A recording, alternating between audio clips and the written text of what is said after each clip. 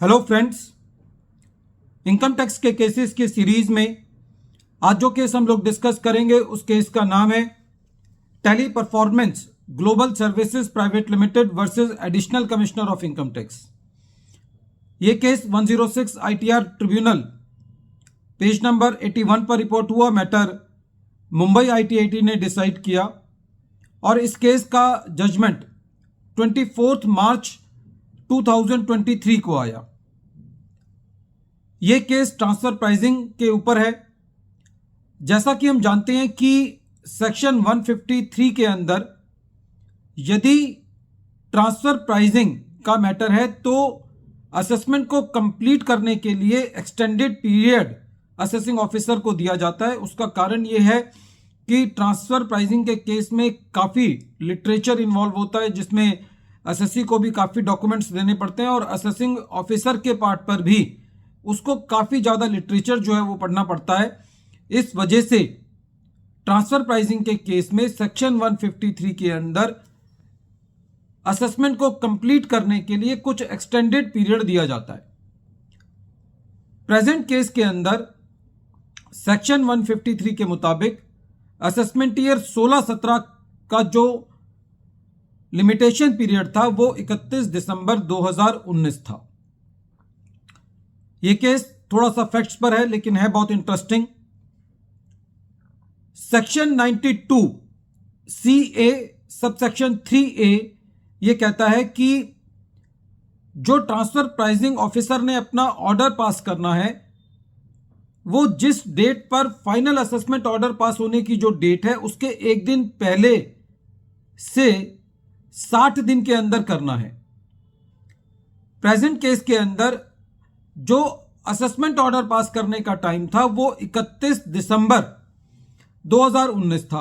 यदि हम एक दिन पहले निकाल दें तो 30 दिसंबर हो गया और यदि हम उसके 60 दिन पहले जाएं तो जो लिमिटेशन पीरियड बनता था ट्रांसफर प्राइसिंग ऑफिसर को अपना ऑर्डर पास करने के लिए वो 31 अक्टूबर 2019 बनता था।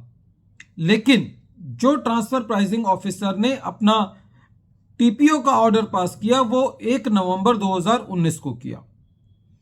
तो असेसी ने इस केस में यह ग्राउंड लिया था कि क्योंकि जो ट्रांसफर प्राइसिंग ऑर्डर है वो 31 अक्टूबर 2019 तक पास किया जाना चाहिए था, लेकिन जो ट्रांसफर प्राइसिंग ऑर्डर है वो 1 नवंबर 2019 को किया गया है, तो इसीलिए ट्रांसफर प्राइसिंग ऑफिसर का ऑर्डर जो है वो बार्ड बाय लिमिटेशन है।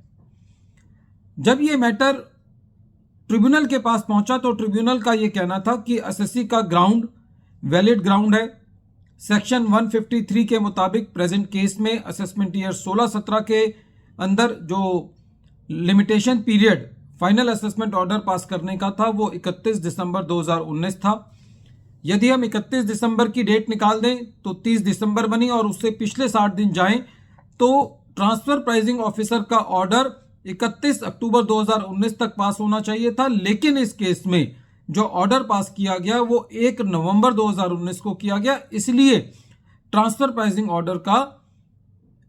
प्राइसिंग ऑफिसर का ऑर्डर बार्ड बाय लिमिटेशन हो गया। अब बात आती है जो फाइनल असेसमेंट ऑर्डर पास किया गया, तो इसके ऊपर भी लॉ है कि यदि एक बार ट्रांसफर प्राइसिंग ऑफिसर का ऑर्डर यदि टाइम बार हो जाता है तो असेसिंग ऑफिसर को सेक्शन 153 के अंदर जो एक्सटेंडेड पीरियड ऑफ लिमिटेशन दिया जाता है, जो समय फालतू दिया जाता है असेसमेंट पूरा करने के लिए, वो उसको अवेलेबल नहीं होगा। तो इस केस में ट्रांसफर प्राइसिंग ऑफिसर का ऑर्डर क्योंकि टाइम बार हो गया था तो जो 31 दिसंबर 2019 तक का टाइम था वो भी असेसिंग ऑफिसर के पास अवेलेबल नहीं था। इसलिए जो draft assessment order assessing officer ने 27 दिसंबर 2019 को पास किया वो भी टाइम बार हो गया और कॉन्सिक्वेंशियल जो भी असेसमेंट प्रोसीडिंग्स उसके बाद की गई वो सब टाइम बार हो गई। फ्रेंड्स, बहुत ही इंपॉर्टेंट केस है। इनकम टैक्स एक्ट के अंदर डेट्स का बहुत महत्व है, चाहे वो असेसी के लिए हो चाहे वो असेसमेंट अथॉरिटीज़ के लिए हो, क्योंकि जैसा कि हम देखते हैं कि आज के टाइम में यदि एसएससी ने अपनी रिटर्न टाइम पे फाइल नहीं की, एक भी दिन डिले हो जाता है तो एसएससी को अपने ब्रॉड फॉरवर्ड लॉसेस का, जो उस साल के लॉसेस होते हैं उनका बेनिफिट नहीं मिलता।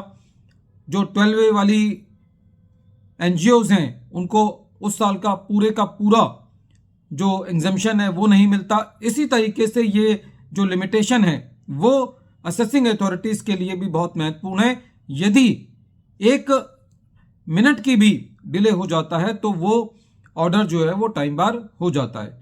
फ्रेंड्स, ये केस बहुत इंपॉर्टेंट है जहां तक कि ट्रांसफर प्राइसिंग के केस में ट्रांसफर प्राइसिंग ऑर्डर को लेकर के है या फाइनल असेसमेंट ऑर्डर्स को लेकर के है।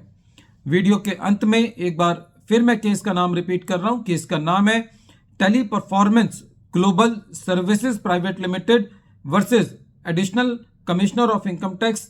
ये case 106 ITR tribunal page number 81 पर रिपोर्ट हुआ।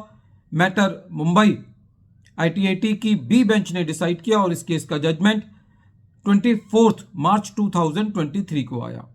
Thank you friends.